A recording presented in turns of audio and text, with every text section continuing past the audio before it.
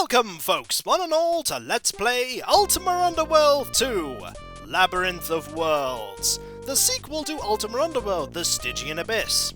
Labyrinth of Worlds was developed by Looking Glass Technologies and released by Origin Systems in 1993 for the PC, and is a first-person role-playing game, as it uses the same engine as Ultima Underworld 1.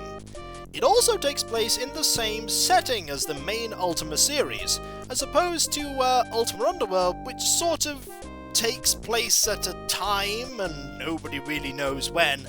Ultima Underworld 2 is, as the intro says, a year after the events of Ultima 7. And in many senses, it doesn't make much sense to be there.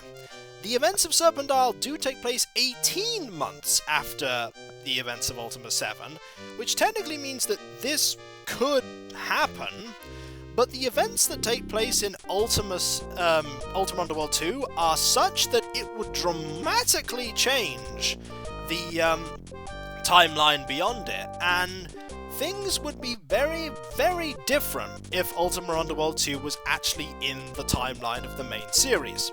Which lends credence to my personal theory that Ultima Underworld 2 is actually sort of based in its own timeline, and basically splits off from the main one, in that Serpentile really doesn't happen in this timeline at all. It mentions in the intro about the year of reconstruction, which implies that there is a much heavier conflict in this world that takes place, as opposed to in Ultima 7, where the Fellowship tried to subtly influence events that the Guardian could attack Britannia and take it over. The game doesn't actually state much about there being a massive attack, and so basically the subtle events are actually what the Year of Reconstruction is about, which doesn't make a huge lot of sense either. But that's neither here nor there. I like to think of Ultima Underworld 2 as a divergence of the main timeline, taking with it many characters and events that took place in the previous games, and basically having a bit of fun with what could happen with the timeline beyond. So, we're going to have to make a new character for this one, as the Avatar was invited to a celebration to commemorate the Year of Reconstruction's conclusion, and during the morning, a massive black rock dome has enveloped and completely surrounds the castle of Britain, which means that we're kind of stuck, us and anybody that was actually there, and that leaves the Guardian fully free to go and invade Britannia, which is not good at all, which sort of just leads to the fact that this really doesn't work in the actual core timeline. And because this is sort of a divergence, we're not going to be playing the same avatar that we played in Ultima 7 and 7 Part 2. We're going to be playing the same avatar we played in Ultima Underworld, and that's Shana the Druid. So without further ado, let's create a character. She will be female, and she will also be left-handed, and also a druid. Now, normally you just go with these stats, but stats are actually very important in this game. These stats here are completely unchangeable once you've finished your character. These actual skills can go up if you train, but these are set. Strength determines how hard you hit and your total carry capacity, and dexterity isn't hugely important, but intelligence determines your starting mana pool, and vitality is your starting health. Now, you want these to be high, but there's only a certain amount of stat pool, and I remember Shana's stats from the original Ultima Underworld: 28 strength, 12 dex, 20 intelligence, 35 vitality, with 10 attacks, 7 defense, 9 mana, 8 casting, and I believe she had search 3?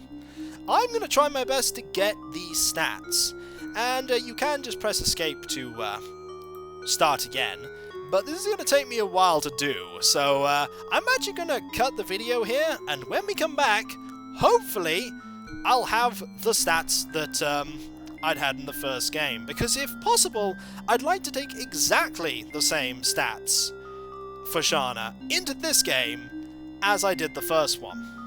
Hopefully I'll be able to do that. So folks, I shall be, hopefully, right back. 1 hour later, and I'm not kidding there folks, 1 hour later, This is the third time that this stat array has come up, and I'm pretty sure now that it's not possible in Ultima Underworld 2 to roll 12 dexterity as a druid. I may be wrong, but after an hour of rolling stats, and this being the best and closest stat array to the previous version of Shana in Ultima Underworld 1, I'm going to go with this one. 28 strength, just like before, 14 dexterity, which is 2 higher, 18 intelligence, which is 2 lower, and 35 vitality, which is the same. Attack is 1 lower at 9 instead of 10, but defense is 3 higher instead of the 7 that it previously was. Mana is 7 as opposed to 9, and casting is unchanged at 8. So pretty much compared to the previous version of Shana, this is going to be a slightly more martial orientated, with a little less mana, but these stats are the most important to get similar, because you can always raise these ones later. Now, as for a skill to pick out of the 3 that we have a choice of, there is only one that we want to pick, because it's the one that we picked last time, and that is Search, which we actually got a fantastic roll of 7. Now 7 is a brilliant roll for Search, and out of the 5 portraits, we're going to pick the same one that we picked before. And we're going to have standard difficulty, and we're going to name her exactly the same as before, Shana.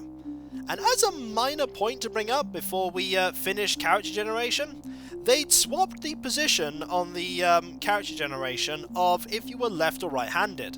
The left-handed button is actually now below the right-handed button, whereas before, in the first game, it was actually above it.